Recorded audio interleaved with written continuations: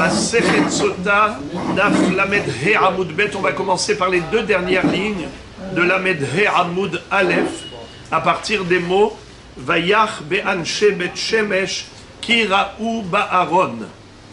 La Gemara nous raconte une histoire qui a eu lieu et qui évoque ce qu'on a vu précédemment, à savoir qu'au moment où David Amelech avait fait venir le Aaron HaKodesh de Kiryat Ye'arim, eh bien, il y avait deux frères. L'un s'appelait Ahio et l'autre s'appelait Uza, les enfants de Avinadav, chez qui se trouvait l'Arche Sainte.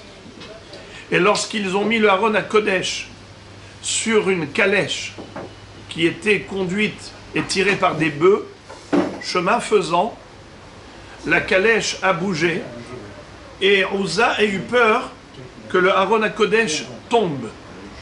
Et donc il a eu le réflexe de mettre sa main pour empêcher la chute du Aaron. Eh bien, il est mort sur le champ. Pourquoi? Car nous le savons, et ça on l'a déjà appris, que le Aaron HaKodesh ne peut pas tomber. L'Arche Sainte, non seulement qu'elle peut se porter elle-même, mais elle porte même ses porteurs. Comme on avait vu que la traversée du Jourdain s'est faite miraculeusement, le Jourdain s'est fendu, Israël a traversé pour rentrer en Israël. Comme lors de la Kriyat Yam Souf, la division de la mer Rouge, en sortant d'Égypte, pareillement la division du Jourdain lors de l'entrée en Israël.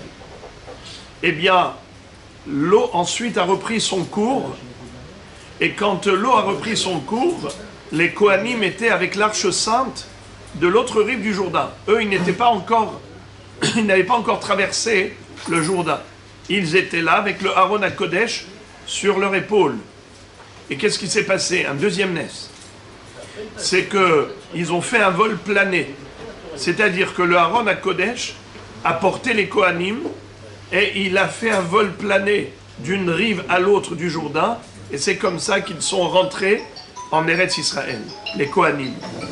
Alors, Akadosh Baruch Hu va dire à Uza, en quelque sorte, c'est comme s'il lui disait, Uza, tu as besoin de mettre ta main pour soutenir le Aaron HaKodesh.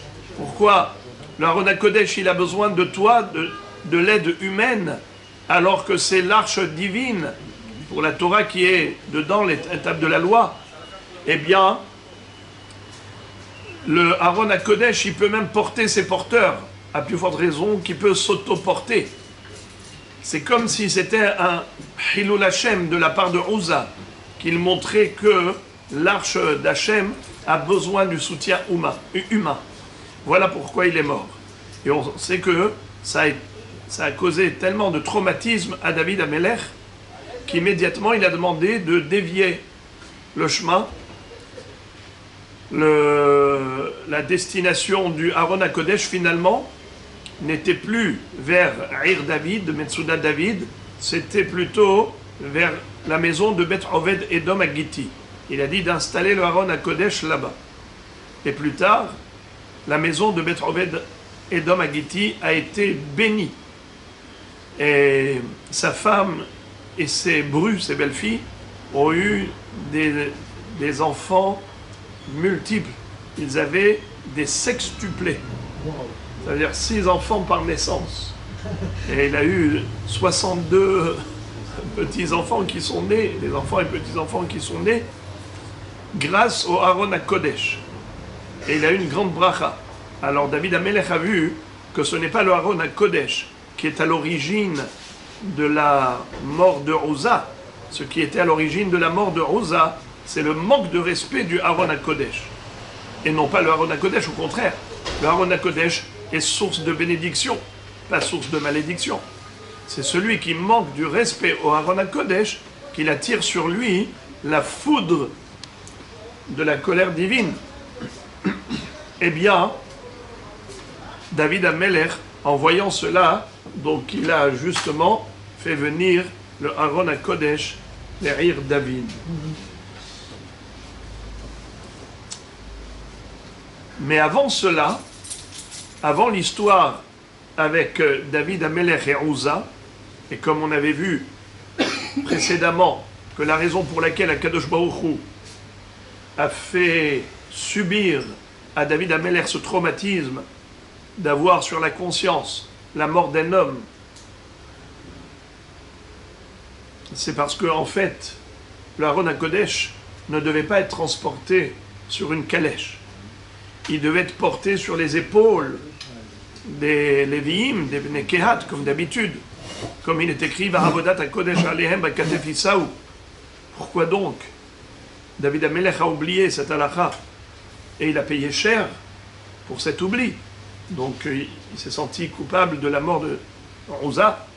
Eh bien c'est parce qu'il avait dit Zemirot ayuli hukecha. Les lois de la Torah, ils sont pour moi faciles comme des chants. Pour moi, c'est un chant. Zemirot ayuli hukecha. Je lui a dit, ah bon, la Torah, elle est tellement difficile à acquérir et facile à oublier. Comme il est écrit dans le Pasuk, Ata'if, Einechabo ve'enenu. À peine tu clignes des yeux, tu oublies. Lo ya'achena zav u'sruchit u'klepaz. Divrei Torah, kashim liknotam kekle zahav et kale abdan kekle sruchit. C'est difficile d'acquérir la Torah. Facile à la perdre.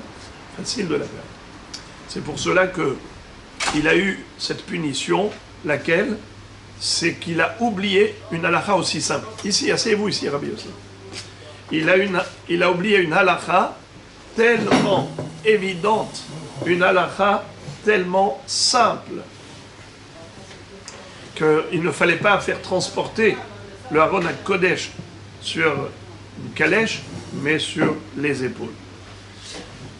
Puisqu'on a parlé de la sanction qu'a subi Uza pour le manque de respect, entre guillemets, de Aaron HaKodesh, lorsqu'il a tendu sa main pour tenir le Aaron, eh bien, on nous raconte ici encore un autre drame qui a eu lieu par rapport au manque de respect vis-à-vis du Aaron HaKodesh, bien que ce manque de respect, encore une fois, comme chez Uza, c'était avec une bonne intention. Pareillement, ce qu'on va voir maintenant, le manque de respect, il était vraiment très subtil, à tel point que les Hachamim discutent pour savoir quel était réellement le manque de respect de ces hommes qui ont été punis par rapport au Aaron HaKodesh. De quoi s'agit-il? Retraçons l'historique. Il fut un temps, à l'époque de Eli HaKohen, qui était le Kohen Gadol au Mishkan Shiloh, là où Hannah était venue pour prier pour avoir un enfant.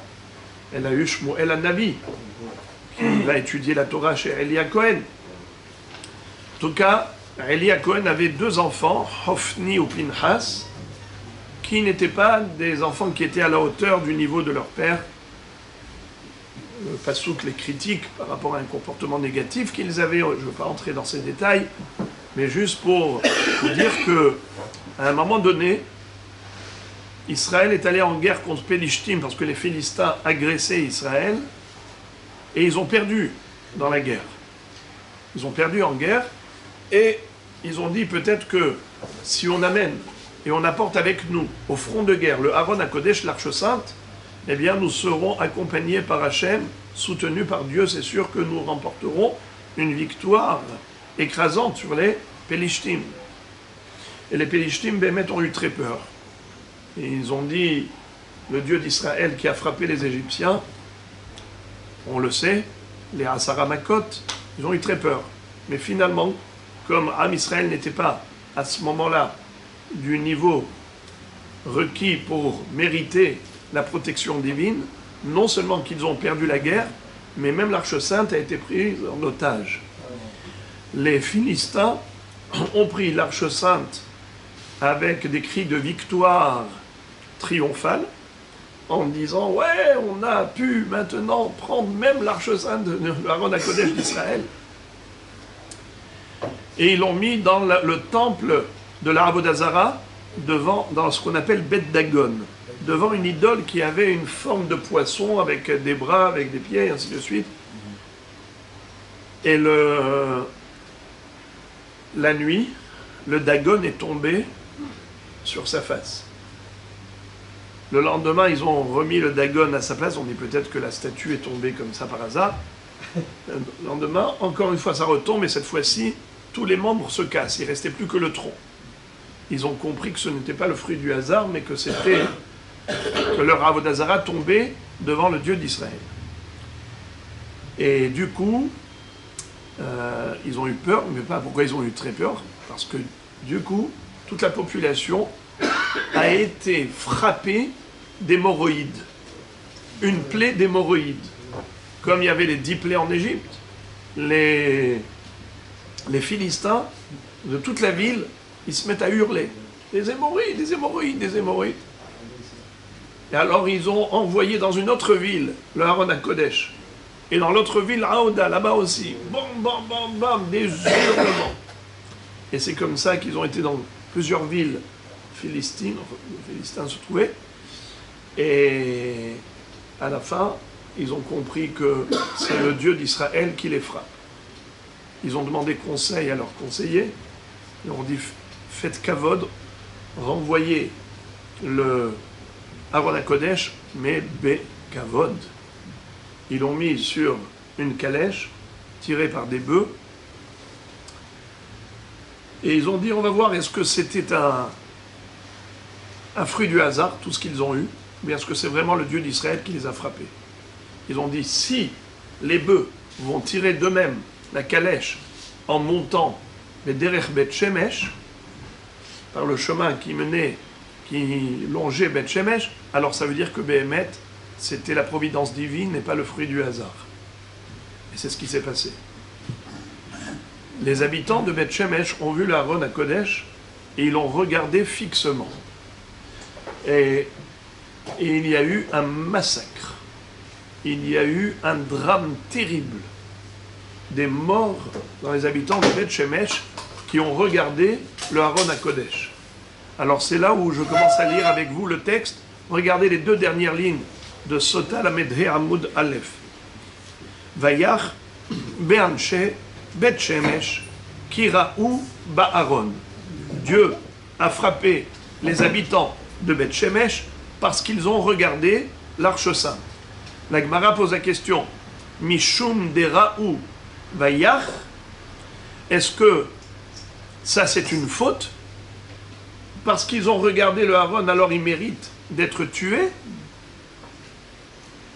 Rabbi Abaou et Rabbi El-Hazar, c'est une mahloket, quelle a été la faute de Anshe Bet Shemesh? Rabbi Abaou et Rabbi El-Hazar en discutent. Had Amar Kotzrin ou Mishtahavin Hayou. Selon l'un de ces 2 hachamim, quelle était la faute? C'est que quand ils ont vu le Aaron à Kodesh, au lieu de s'arrêter de travailler et de se prosterner devant lui, ils se prosternaient tout en travaillant. Ça veut dire que, en même temps qu'ils se prosternaient, ils continuent de moissonner. Ça veut dire qu'ils n'ont aucun respect devant Akadosh Baruch Hu. Le minimum de respect, arrête. Pose ta faucille. Tiens-toi droit. Et prosterne-toi. Mais arrête ton activité professionnelle. Ça veut dire quoi? Que pendant que tu moissonnes, tu baisses la tête et tu continues de moissonner? Mais devant qui tu te trouves? Devant le roi des rois. Ça, c'était un manque de kavod. On va voir combien ils ont payé cher. Hadamar Milé Nami Amo.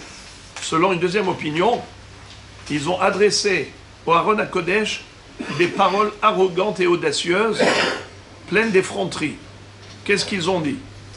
Man amrech de imriyat, ou man ata'alach de ifayast. C'est-à-dire, Rachidi, regardez le premier Rachid de la page. Mi hich'isecha kesheka'asta velo itzalta et atzmecha min hashivya. Ve'ata mi mefayescha kshenitpayasta lavo me'elecha.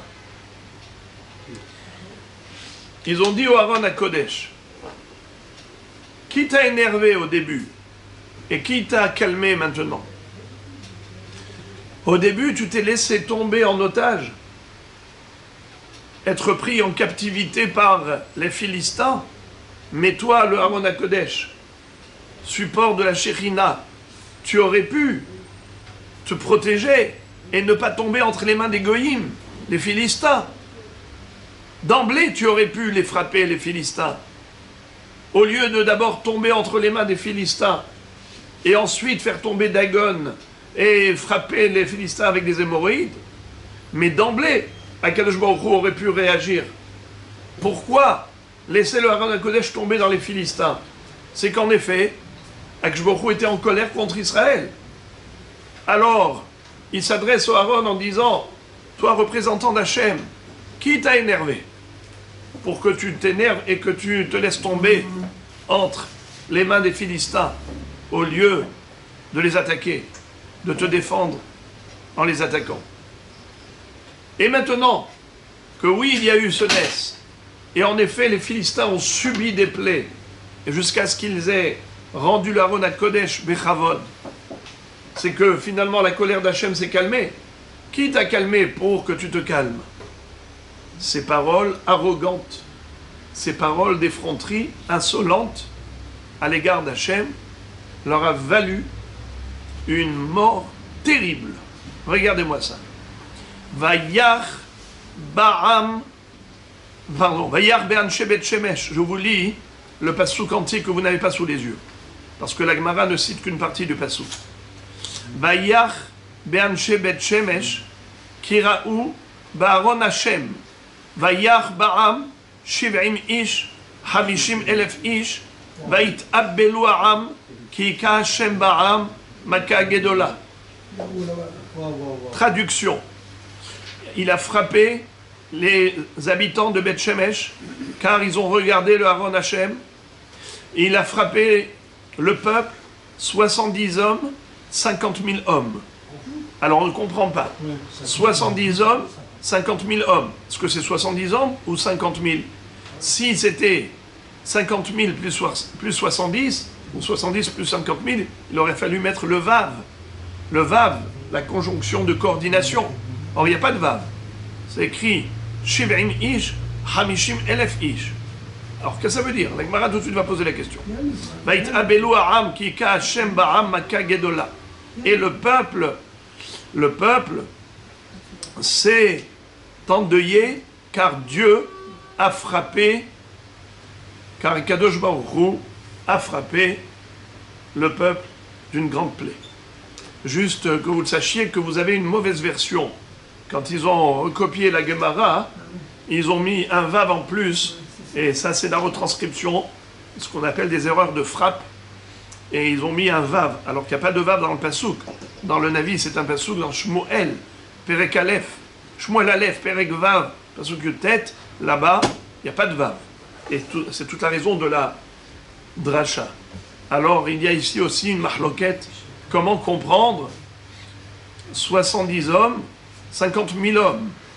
Rabbi Abaou et Rabbi Elazar, mahloket entre Rabbi Abaou et Rabbi Elazar, Hadamar, Shiv'im Ish Hayu, Bechol Echad Ve'echad Shakul Kehamishim Elef.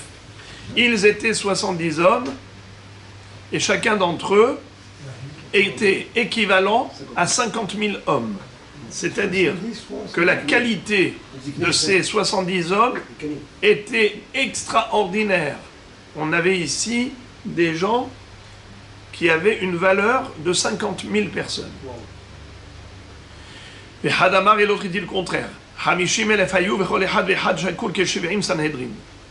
50 000 sont morts, dont chacun d'entre eux avait une valeur équivalente à celle de tous les 70 Sanhedrin. Hamishim Elef Shiv'im, c'est-à-dire 50 000 sont morts qui valaient chacun d'eux 70 Ekenim du Sanhedrin. Et tout ça pour le manque de respect du Aaron HaKodesh. Soit manque de respect verbal, soit comportemental. Si c'est verbal, c'est ce qu'ils ont dit, qui t'a énervé, qui t'a calmé, soit si c'est le comportement, c'est qu'il, au moment où ils se prosternaient devant lui, ils continuaient de moissonner. Ils n'ont pas pris 3 secondes pour s'arrêter de toute activité et se prosterner. J'ai envie, juste, pour vous donner une illustration de cette notion, regardez pendant que retentit la sirène, pendant Yom HaZikaron, les gens s'arrêtent, mettent, même ceux qui sont en voiture, ils descendent de la voiture et ils mettent les mains sur le cœur comme dans un recueillement, et silence absolu, inactivité. Mais pourquoi? Continue, quel est le problème?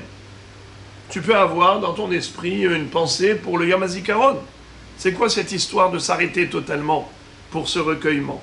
C'est pour montrer le respect et l'honneur que l'on voue à la mémoire de ces personnes qui sont mortes pour la nation, qui se sont dévouées pour Am Israël, et ceux qui étaient tout simplement victimes de tant de terrorisme et d'antisémitisme.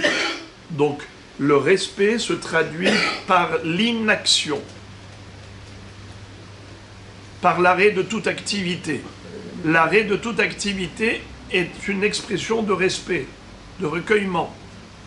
Ils n'ont pas témoigné ce respect. C'est un excellent constat que vous faites. De là, on apprend que même des personnes qui sont aussi grandes qu'un Sanhedrin sont capables de faire des erreurs, des petites erreurs. Peut-être que je vais joindre les deux opinions. C'est qu'ils avaient comme un pincement de cœur que le Aaron HaKodesh ne s'est pas défendu. Dans le sens où ils avaient amené le Aaron HaKodesh en étant sûrs qu'ils allaient avoir une victoire. Et en fait, ils ont vu que la présence divine ne les a pas protégés, puisque l'Aaron HaKodesh aurait dû les protéger. Alors en quelque sorte, comme s'ils avaient un manque de respect. Un peu de ressentiment. Un petit ressentiment en quelque sorte, qui s'est traduit par le fait que, même au moment où ils se sont prosternés, ils n'ont pas eu le kavod parfait à l'égard du Aaron HaKodesh. Bon, Vayhi ki tsa'adu nos'e Aaron Hashem shishat tse'adim, vayizbach shor umri, uktiv shiv'a parim, veshiv'a elim. Lorsque David HaMelech avait transporté le Aaron HaKodesh, donc je répète, on parle ici de deux épisodes totalement différents qui n'ont rien à voir. Le seul point commun, c'est Aaron HaKodesh. Mais Aaron HaKodesh, à l'époque de Eli HaKohen, et ensuite à l'époque de David, c'est-à-dire Eli, qui était le maître de Shemuel, Shmuel qui était le maître de David. C'est-à-dire que c'est Shmuel Hanavi qui a oint David HaMelech. Donc ça, pour vous remettre un petit peu dans l'histoire, dans le contexte. Alors ce sont deux histoires différentes. Maintenant on revient à David HaMelech au moment où il a ramené le Aaron HaKodesh vers Ir David. Vahi ki tsa'adu nos'e Aaron Hashem shishat tse'adim, vayizbach shor umri. Dans le livre de Shmuel, il est écrit que lorsque les porteurs du Aaron HaKodesh avançaient 6 pas, alors on allait offrir un sacrifice, un double sacrifice. Shor umri, un bœuf et un méri. Méri, c'est un bœuf gavé, un gros bœuf. Alors, la Gemara cite un autre pasouk qui figure dans le livre des Chroniques, du vrai Hayamim. Là-bas, on nous parle de la même chose, du même épisode, et on nous donne d'autres chiffres. Ortiv Shiv'a Parim ve Shiv'a Elim. C'est-à-dire que ils ont offert 7 bœufs et 7 béliers. Alors on ne comprend pas. Est-ce qu'ils ont offert Shiv'a Parim et Shiv'a Elim ou bien Shor Umri? Alors je vous lis tout le pasouk dans Divrei Hayamim. Vayhi be'azor ha'Elohim et alviim nos'e Aaron berit Hashem vayizbechu Shiv'a Parim et Shiv'a Elim. Et lorsque Dieu aida les Lévi'im, porteurs du Aaron HaKodesh, ils ont offert 7 bœufs et 7 béliers. Alors c'est ça la question. Est-ce que c'était 7 bœufs et 7 béliers, ou est-ce que c'était un bœuf et un bœuf gavé, un bœuf gras, un méri? La réponse, Amarav Papa Bar Shmuel, Al Kol Psi'a ou Psi'a, Shor Umri, Al Kol Shesh ve Shesh Pesirot, Shiv'a Parim ve Shiv'a Elim. La première explication, c'est de dire que pour chaque pas qu'ils faisaient, eh bien, ils offraient un shor et un méri. Et à la fin de 6 pas, ils offraient 7 bœufs et 7 béliers.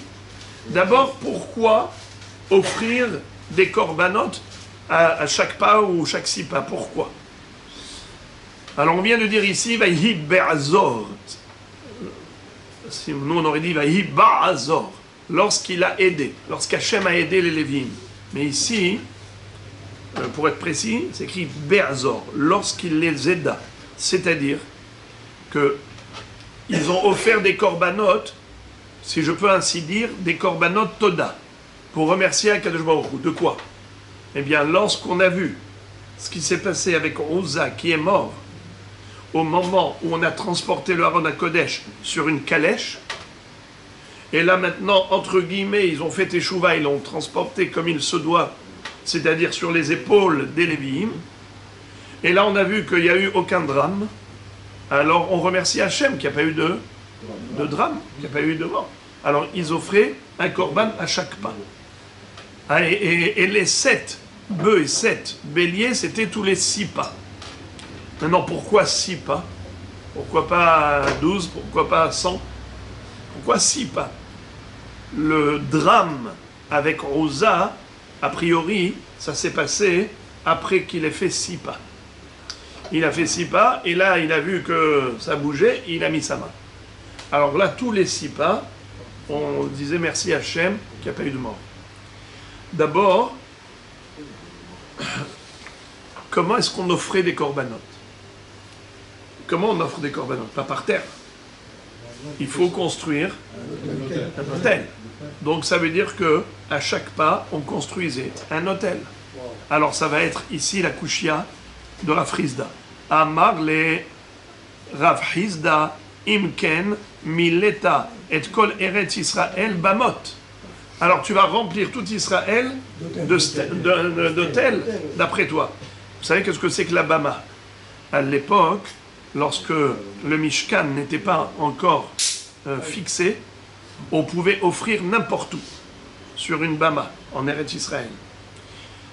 Quand est-ce qu'il y a eu Issur Habamot, l'interdiction de sacrifier sur d'autres autels que sur le Misbéach qui était dans le Mishkan, c'est lorsque le Mishkan était fixé. C'est-à-dire, par exemple, dans le désert, dès qu'on a construit le Mishkan, on était obligé de sacrifier dans le Mishkan. Après ça, on a eu 14 ans de Gilgal, jusqu'à ce qu'on ait installé le Mishkan à Shiloh, pendant 369 ans.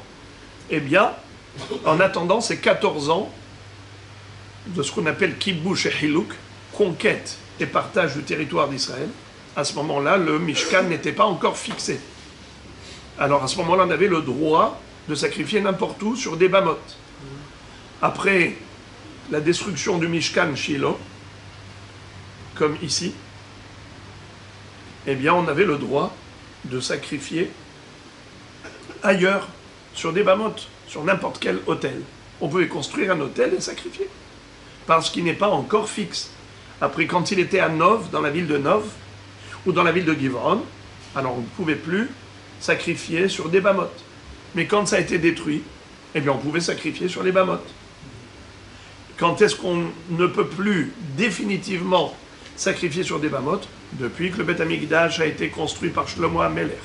Et il a ramené le Haron HaKodesh là-bas et le Mizbeach et ainsi de suite. Ça y est, ça s'appelle Bet Olamim. Pourquoi le Beth Amikdash s'appelle Bet Olamim, la maison définitive d'Akadosh Baruch Hu? Parce que ça y est, après ça, même s'il y a destruction du Beth Amikdash, on n'a pas le droit de construire des hôtels ailleurs pour sacrifier sur des bamotes. Les bamotes sont interdites définitivement. Alors maintenant, on est dans la période où les bamotes sont permises. Et c'est ce qu'ils ont fait. Alors Rav Hizda va dire à Rav Papa Bar Shmuel, selon ton explication, eh bien ça veut dire qu'à chaque pas, ils ont construit une bama. Alors on va remplir tout Eretz Israël de bamotes? Non, c'est pas logique.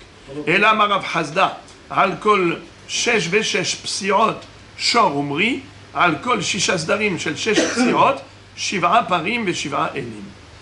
Il lui a dit voilà comment ça marchait. C'est que dès qu'on avait fait 6 pas, on offrait un shor et un méri. Encore 6 pas, un shor et un méri. Encore 6 pas, un shor et un méri. Et comme ça, 6 fois. 6 fois 6, 36. Lorsqu'on arrivait à 36 pas, 6 fois 6, là maintenant on offrait 7 parim et 7 elim. 7 bœufs et 7 béliers.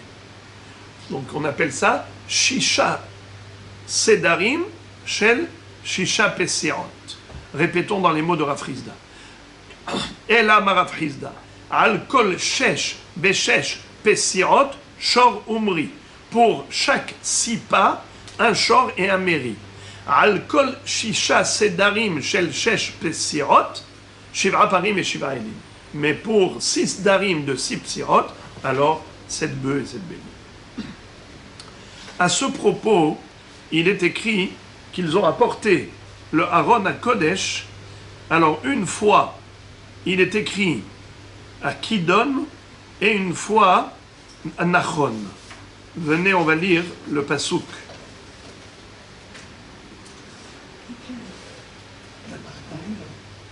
Je vous lis le pasouk. Vayavohu ad goren Kidon. Vous avez dans le petit dalet, regardez sur la colonne de gauche, le pasouk entier. Vayavohu ad goren Kidon. Ils sont arrivés jusqu'à la grange de Kidon.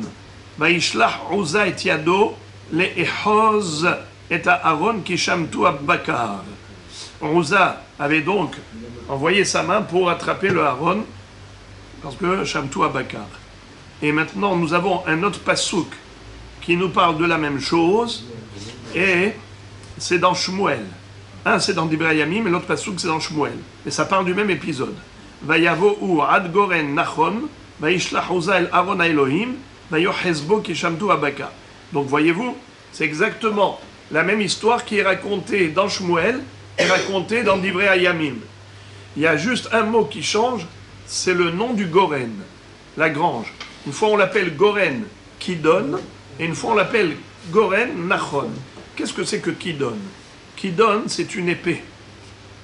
Alors la grange de l'épée, ou bien au contraire, la grange de Nachon dans le sens où c'est bien installé, c'est-à-dire quelque chose qui apporte une bracha, quelque chose qui est porteur de quelque chose de bien, de positif. Alors on ne comprend pas. Qui donne, c'est négatif, et Nachon, c'est positif. Amar Rabbi Yochanan, Batechila, qui donne, Ulbasof, Nachon. Au début, c'était le Aaron HaKodesh était comme une épée, et après, il était Nachon. Pour qui c'était une épée? Pour Uza. Uza qui a mis sa main, il est mort. Donc c'est-à-dire que le Aaron HaKodesh a été pour lui comme une épée. Et pour qui ça a été Nachon, source de bénédiction? Bet Oved Edom à Giti, là où David Amelech a eu très peur, il a dit on va faire une déviation, pas chez moi. Alors, au lieu de causer Shalom, une mort ou un malheur quelconque, au contraire, ça a déclenché un bonheur infini. Et il a eu 62 enfants qui sont nés dans cette famille, par sextuplé. Eh bien ça, c'était le Goren Nachon. Quand on a un bon comportement à l'égard du Aaron HaKodesh, alors il devient source de bénédiction. Sinon, si on n'a pas de respect pour l'Aaron HaKodesh, c'est dangereux. Et maintenant, la Gemara nous renvoie à ce qu'on avait appris, vous vous rappelez, lorsque Yoshua bin Nun est rentré en Israël, ils avaient traversé le Jourdain, ils avaient la mitzvah de prélever des pierres dessous le Jourdain, du sol du Jourdain. Alors une première fois, le lit du Jourdain, déjà une première fois, pour ériger là-bas les 12 pierres, que ça serve de rappel et de souvenir de ce Ness, que tout le monde se souvienne du Ness de la traversée du Jourdain, parce que sinon ça peut tomber dans les oubliettes, les gens n'en parlent plus. Le Jourdain s'est fendu, les eaux ils sont montés jusqu'à combien? 300 000, d'accord? 300 km, pardon, oui, 300 miles, et personne n'en parle. Alors qu'est-ce qu'il faut? eh bien, il faut mettre un signe, marquer le coup. La construction, l'érection de cet édifice avec les 12 pierres pour appeler ça. Mais en plus, il fallait récupérer 12 pierres de là-bas et les amener au Gilgal, les amener sur le mont Eval. Et là-bas, sur le mont Eval et le mont Gerizim, il va y avoir les 12 tribus, 6 de chaque côté, avec le Aaron HaKodesh entouré de Kohanim et de Lévi'im, et ils vont prononcer les brachot et les klalot. Et tout l'Arm Israël répondait Amen à chaque bracha et inversement à chaque klala. Puisqu'on a parlé de l'érection de cet édifice constitué de 12 pierres prélevées dessous le lit, c'est-à-dire le lit du Jourdain, eh bien, on va parler aussi d'un autre édifice qui avait été érigé par Moshe Rabbeinu déjà avant Yehoshua. Avant Yehoshua. Yehoshua, il a dû ériger 2 stèles. 70, non? Hein? Moshe 70, Non, 70 langues. Il a écrit sur les 12 pierres 70 langues. C'est pas ça, l'érection. Alors, il a... Donc il y a eu trois fois cette érection. Lisons. Nimtseta taomer, shelosha mine avanim ayu. 3 sortes d'édifices de pierre. Echad shekim Moshe beretz Moav. Un premier autel, une première stèle érigée par Moshe Rabbeinu en terre de Moab. C'était quand? C'était quand, les amis? À la fin des 40 ans de la traversée du désert, avant que Moshe Rabbeinu ne quitte ce monde. Shenemar be'ever hayarden beretz Moab ho'il Moshe be'er et à Torah azot lemor. La rive du Jourdain, il y a 2 rives. Il y a la rive du Jourdain qui est en Chutz La'aretz et il y a la rive du Jourdain qui est en Israël. Alors ici, on parle de la rive du Jourdain qui est Chutz La'aretz. Ça s'appelle Ever HaYarden, là où Moshe Rabbeinu s'est arrêté. Be'ever HaYarden be'eretz Moav, donc c'est la terre de Moab. Ho'in Moshe be'er et Torah azot lemor. Moshe Rabbeinu a traduit la Torah en 70 langues. Ou les halan ou omer ve'katavta alehem et kol divrei Torah hazot. Ve'atia be'er be'er.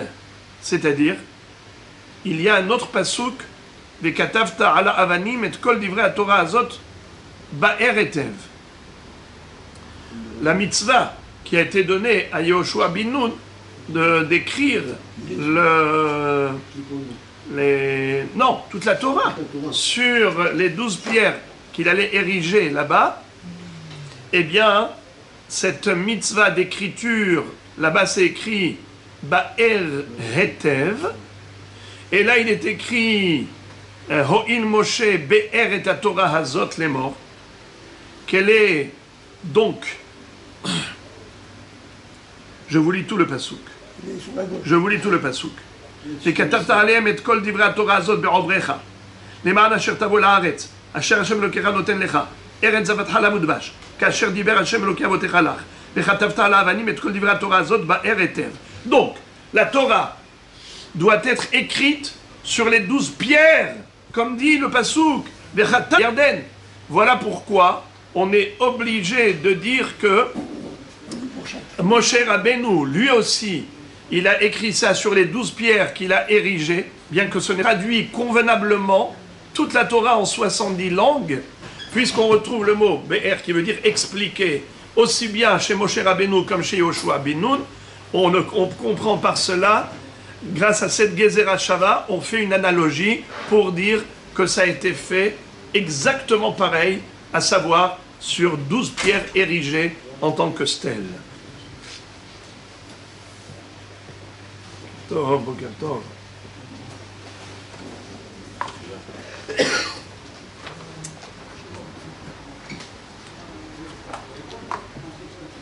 C'était les premières 12 pierres dont on a parlé, ça, là?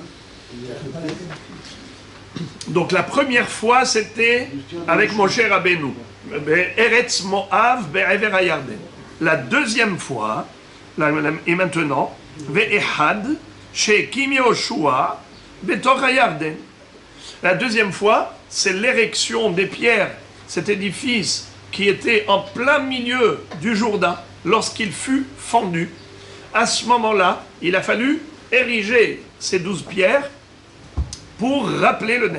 Les premières, elles venaient pas du Jourdain aussi? Non, non. Elles venaient C'était avant. Avant de traverser le Jourdain. Il les a pris d'où? Eh bien là-bas, de Eretz Moav. Ah, il a pris des pierres là-bas tout simplement? Exactement. il a mis avec tout sur lesquels il a- Exactement. Ce que la Xéra Shava nous permet de déduire, le mot BR qui figure chez Moshe Rabbeinu, le mot Ba'er qui figure chez Yoshua Binoun, nous permet de faire une Xéra Shava pour dire que de la même façon, la Torah a été écrite sur 12 pierres, là aussi, elle a été écrite sur 12 pierres à l'époque de Moshe Rabbeinu. Car chez Moshe Rabbeinu, c'est pas écrit que c'était sur des pierres. C'est écrit juste Be'ever Yarden Beretz Moav Ho'il Moshe Be'er et Torah Azot les morts. Mais il n'y a pas écrit sur quoi il les a traduites, sur quoi il les a Par les écrites. 10 commandements. Ah, exactement. Donc, ça, on compare à Yoshua ben Nun qui va le faire plus tard. Et comme là-bas, c'est écrit clairement que c'est sur des pierres, eh bien, tu comprends que là aussi, c'était sur des pierres.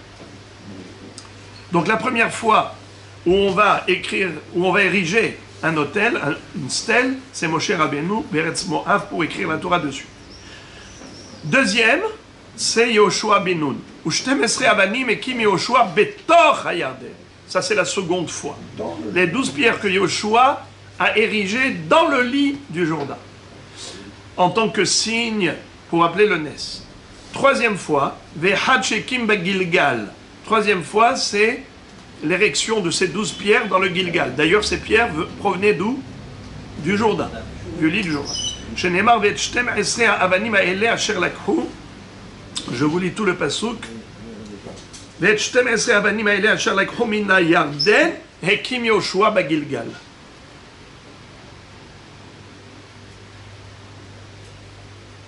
Ok, terminé. Tanu Rabanan, Ketzad Katvu Israël et Torah. Et maintenant, puisqu'on a parlé de l'écriture de la Torah en 70 langues sur les 12 pierres, on va avoir une discussion.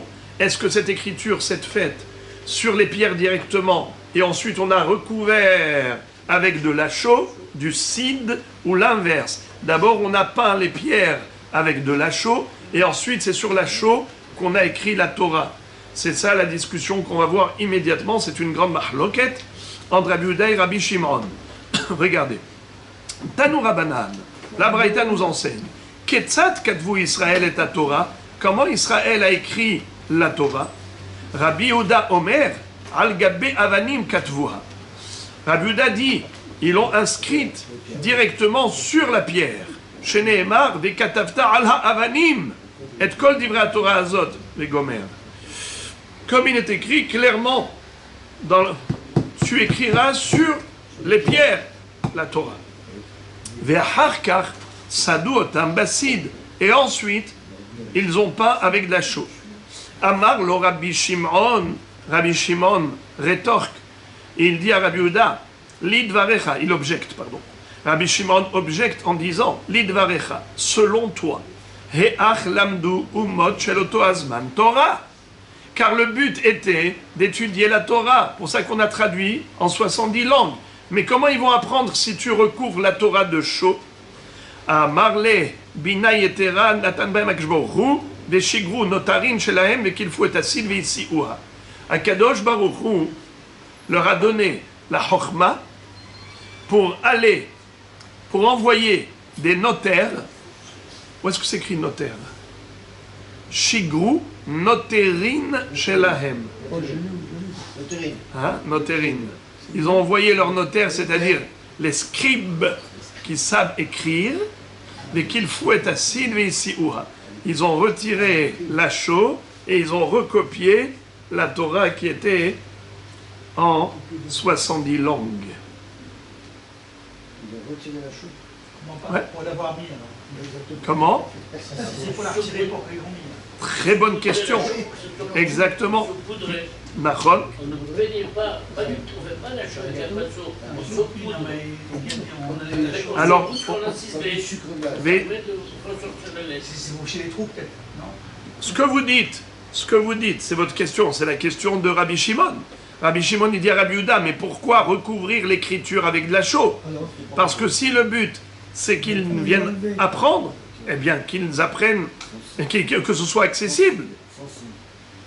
Alors Rabbi Yehuda lui répond, tu sais qu'est-ce qui s'est passé? Dieu leur a donné la chokhma pour comprendre que leur bonheur était caché derrière. Alors ils sont venus, il fallait d'abord effacer la chaux, retirer la chaux, la peinture, pour aller recopier la Torah qui est derrière. Regardez-moi ça, mais qu'il faut être assis, ve'siwa, ve'al davarze, mithatem gzardinam le be'er shahat.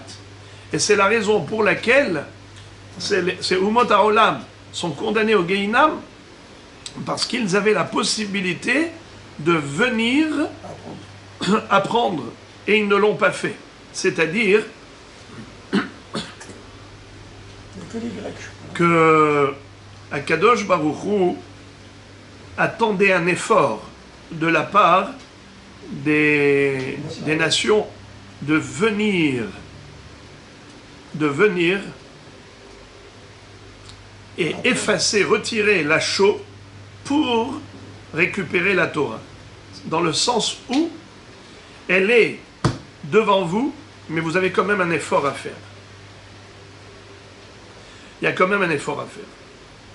Ce n'est pas comme ça exposé d'ailleurs, ce n'est pas kavod, si je peux me permettre d'écrire, d'avoir une écriture de Torah qui est exposée comme ça. C'est comme un Sefer Torah qui est ouvert.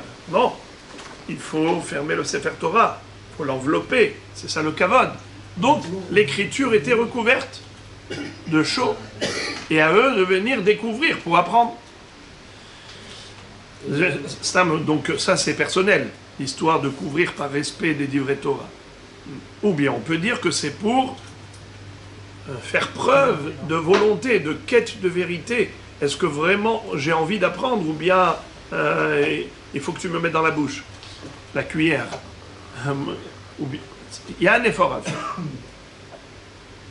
En tout cas, étant donné que la Torah est accessible et que les goïms n'ont pas fait l'effort d'apprendre et pratiquer et voire même se convertir au judaïsme, eh bien, c'est ce qui a fait qu'ils sont condamnables. Car tant que la personne n'a pas accès à la Torah, n'a pas accès au message divin, on ne peut pas l'accuser de quoi que ce soit. Comme on appelle en français, à l'impossible, nul n'est tenu. Mais lorsque c'est possible, tout le monde est tenu. Dans le sens où, voilà, venez, apprenez la Torah et adhérez à la parole divine. Mais pour Rabbi Shimon, regardez maintenant ce qu'il dit Rabbi Shimon. Rabbi Shimon Omer, Al Gabe Sid Kadvoa. La Torah a été écrite sur la chaux. Il était passable. Vekatvu lahem lemata. Et ils ont écrit en bas de la page, c'est-à-dire en bas du mur. Ils ont écrit Lema'an asher lo yelamedu etchem la'asot kechol. Halamata she'im hayu chozrin bitshuva hayu mekabelim otam. Qu'est-ce que ça veut dire? En fait,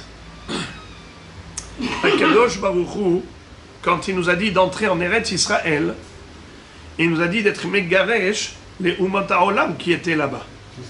Alors, pourquoi est-ce qu'on a écrit au bas de la page les Ma'an Asher Lo Yelamedu?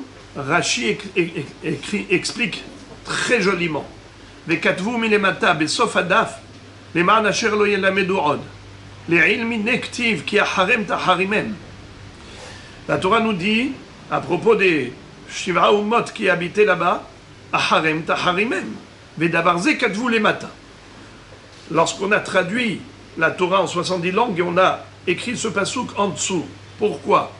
Pour bien signaler en stabilo Leodia les Shivra Umot Ayoshvim Chutz Migvule Israël Shelo Nitztavu Leharimam Ela Otan Shebetor Gvulam Nitztavu Leharim Kede Shelo Yilamedu Otanu Maasem Amekulkalim Aval Atem Ayoshvim Chutza Laaretz Im Atem Chozrim Mitshuva Nekabel Etchem Veshebetocha En Mekablim Shemechamat Yir'a Osim.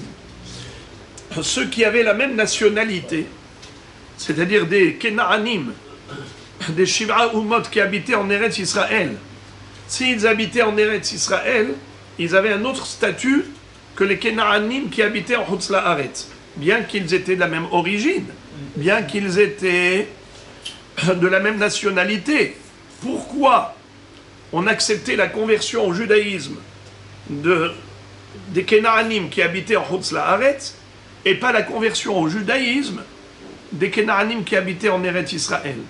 Pourquoi ceux d'ici, il fallait être maharim, les expulser? Pourquoi? Eh bien la réponse, c'est parce que il y a deux points importants. Premier, c'est que ceux de l'intérieur vont t'apprendre à faire Avodah Zara. Toi, Am Israël, tu arrives jusqu'ici et tu vas être influencé négativement par le comportement négatif des Shivra Umot qui habitaient ici. Donc ça, c'est déjà le premier point. Deuxième point, pourquoi donc ne pas les accepter à la conversion au judaïsme? La réponse, c'est que s'ils le font ici, c'est que par la peur. C'est que par la contrainte. C'est pas qu'ils adhèrent vraiment à la parole divine. Par contre, les mêmes Kénaanim, s'ils habitaient en Chutz La'aretz, ils peuvent venir en Eretz Israël et se convertir au judaïsme. Car ceux-là, ils le font par amour. On a compris que c'est pas par contrainte, puisqu'ils n'ont qu'une contrainte. Ils viennent jusqu'en Israël pour dire on veut se convertir au judaïsme. Ceux-là, tu peux les accepter et les admettre à la conversion, car ils le font de tout leur cœur. Et c'est pas juste une régularisation, c'est une vraie adhésion. Amar Rava bar Shila, Maïtama de Rabbi Shimon, Dirti ve'ayu amim masrefot sid. C'est un pasouk. Ve'ayu amim misrefot sid kotsim kesuchim ba'esh itzatu. Al-Iskesid.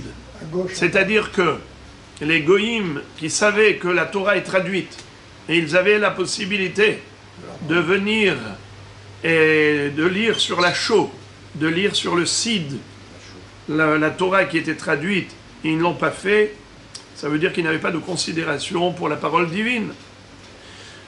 Ce qui est intéressant, c'est que Akadosh Baruch Hu avait proposé la Torah d'abord aux nations du monde. Ils ont refusé, ensuite il a proposé à Israël qui a accepté immédiatement de la recevoir. Comme ils ont répondu Naase Venishma, et malgré tout à ce moment-là, les nations du monde n'étaient pas condamnables. Pourquoi? Parce que c'était encore juste oral. Mais quand est-ce qu'ils sont devenus condamnables? Lorsque la Torah a été écrite sur les 12 pierres, écrite par Moshe Rabbeinu, écrite par Yoshua, et ils avaient donc la possibilité d'accéder à la Torah et de se convertir au judaïsme, et ils ne l'ont pas fait. Alors, al-iskesid, comme dit le pasuk dans Ishaïa, ve'ayu amim misrefot sid, kotsim kesuchim ba'esh itzatu, pour cette raison. Ça, c'est Rabbi Shimon. Rabbi Yehuda qui sid. Rabbi Yehuda comme le sid. Ma sid en lo takana la srefa, afotam akutim en lem takana la serefa. Selon Rabbi Yehuda qui a dit que la Torah n'était pas écrite sur le sid, elle est écrite sur les pierres. Au contraire, le sid, il recouvrait l'écriture. Alors d'après lui, pour quel est le sens de Hayu Amim Misrefot Sid? Car ce passage qui donne a priori plus raison à Rabbi Shimon, qui a dit que c'est à cause du sid, à cause de l'écriture qui était sur le sid, que les Amim sont Nisrafim. Mais Rabbi Yehuda, il dit, non, on compare les Amim au sid. Comme la chaux, c'est un produit de chaleur, c'est-à-dire que pour obtenir de la chaux, vous savez comment on fait on brûle et on chauffe jusqu'à ce qu'on obtient cette peinture. Ainsi, Vehayu Amim Misrefot Sid Af Otam Akutim Enlem Takana la Srefa. Ok. Keman Azla Hadetania Veshavita Shivyo les rabot Kenaanim Shebechutza Laaretz Shem Chozrim Bitshuva Mekablim Otan Keman Ke Rabbi Shimon. C'est-à-dire, la Baraïta nous dit que les Kenaanim de Chutz Laaretz peuvent se convertir au judaïsme, pas les Kenaanim qui habitaient en Israël. Où est-ce qu'on l'apprend? D'où on l'apprend? Aussi de Kitetze la milchama loivecha beraïta bashivia eshet yefatoar et hashaktaba. Alors d'abord il est écrit là-bas Kitetze la milchama loivecha utano Hashem elokecha biyadecha veshavita shivio. Qu'est-ce que ça veut dire veshavita shivio? Tu as récupéré le captif. Imaginons qu'il y avait un Kénaani qui habitait en Eretz Israël. Après, il y a eu une guerre entre les Kénaanim d'Eretz Israël et des Goïm, par exemple, là, que je vous ai appelé des Américains, de Chutz La'aretz qui ont fait la guerre avec les Kenaanim d'Israël, et ils ont pris des Kenaanim en otage. Toi maintenant tu vas aller faire la guerre avec ces Américains, tu vas récupérer ces otages, donc tu vas ramener le Kenaani ici. Il peut se convertir au judaïsme. Pourquoi? Parce que c'est un Kenaani de Chutz La'aretz.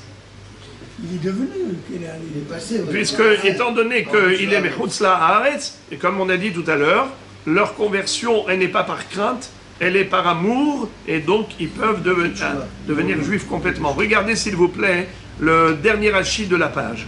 Les Shavita Shivio, les Rabot Kenaanim chez Bechutz La'aretz. Dekra, Bechutz La'aretz, Ktiv, Kitetze la Milchama, mais Eretz, les Chutz La'aretz, les Achitania Besivre, Kitetze la Milchama, Bemilchemet Areshut Akatu, Medaber, les Kitetze Machma, Shetale al Dadera, la Tzed Beshavita Shivio, les Rabot Kenaanim chez Betocha, pour te dire que même si tu as récupéré en otage un captif, tu as récupéré un Kenaani chez Torah, c'est possible. Les Kayem Mehem Yefat Toa, tu peux même laisser cette jeune fille, il a Yefat Toa, se convertir et ainsi de suite. Chez Loïe Bechlal Lotehaye Kol Neshama, ils ne sont pas inclus dans la mitzvah de Lotehaye Kol Neshama. Des Haïve Shavita, Krayeterahu. Mais Shavita, c'est en plus pour dire que tu as le droit de ramener des captifs de là-bas et ils peuvent se convertir au judaïsme.